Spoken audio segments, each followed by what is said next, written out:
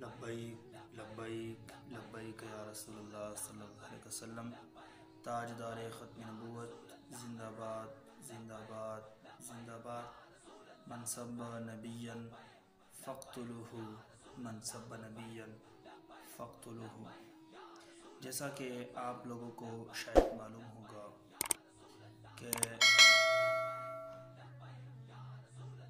حکومت پاکستان کے ساتھ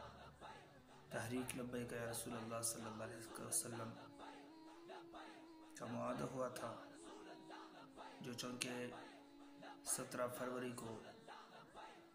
اس کا وقت پورا ہونے والا تھا، 16 فروری کے شام۔ اس پر ہمارے امیر محترم جناب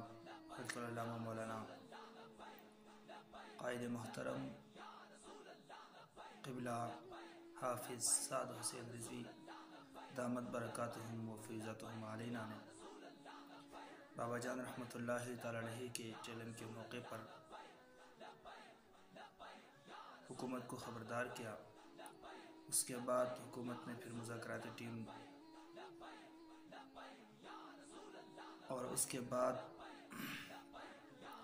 وہی مذاکرات شروع ہو چکے، اور حکومت وقت نے خود ہم سے وقت مانگا 2 مہینے کا، 20 اپریل تک۔ جب پرسوں ہمارا قائد محترم جناب حضرت علامہ مولانا قبلہ سعد حسین رضوی صاحب دامت برکاتہم و فیضاتہم علینا نے حکومت کو وہ وعدہ و معاہدہ ایک بار پھر اس کی یاد دہانی کرائی، اس پر کل امیر محترم کو حکومت نے گرفتار کر لیا۔ وہ جو وعدہ تھا، اس وعدے کی ایک شق یہ بھی تھی کہ 20 اپریل تک جانبین کی طرف سے کوئی بھی مزاحمت نہ ہوگی۔ اگر کوئی مزاحمت ہو جائے گی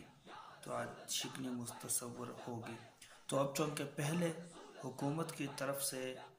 گرفتاری شروع ہو چکی ہیں، تو مطلب یہ کہ حکومت کی طرف سے عہد شکنی ہوئی ہے، اور یہ عہد شکنی ایسے نہیں ہے، یہ سراسر مسلمانوں کے خلاف اور کفاروں کو خوش کرنے کے لیے ہے،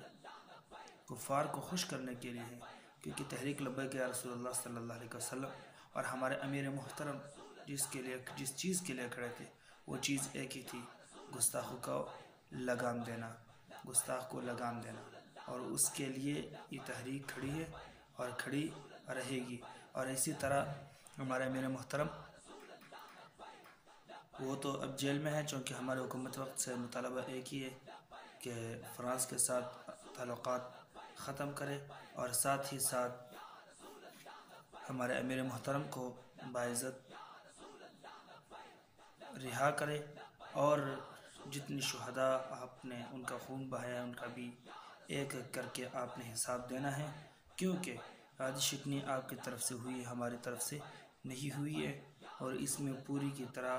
ریاست ملوث اور اس میں پوری کی طرح ریاست ملزم متصور کی جائے گی۔ اور یہ بھی یاد رہے کہ جتنا اگر آپ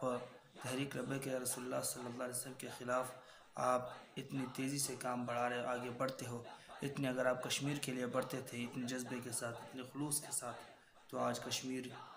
ان ہندوؤں کے ہاتھوں میں نہیں رہتا تھا۔ اور اگر آپ یہی طاقت عافیہ صدیقی کے لیے استعمال کر رہے ہوتے تو آج عافیہ صدیقی امریکہ کی جیل کے سلاخوں کے پیچھے نہیں رہتی، وہ بھی آج پاکستان میں ہوتی۔ لیکن آپ کے یہ سارے زبردستیاں، سارے جو چہت کنڈے، وہ سارے مسلمانوں کے لیے ہیں اور حضور صلی اللہ علیہ وسلم کے غلاموں کے لیے ہیں، لیکن اب یہ رکنے والا نہیں ہے، اب یہ قافلہ چل پڑا ہے۔ لبیک لبیک لبیک یا رسول اللہ صلی اللہ علیہ وسلم۔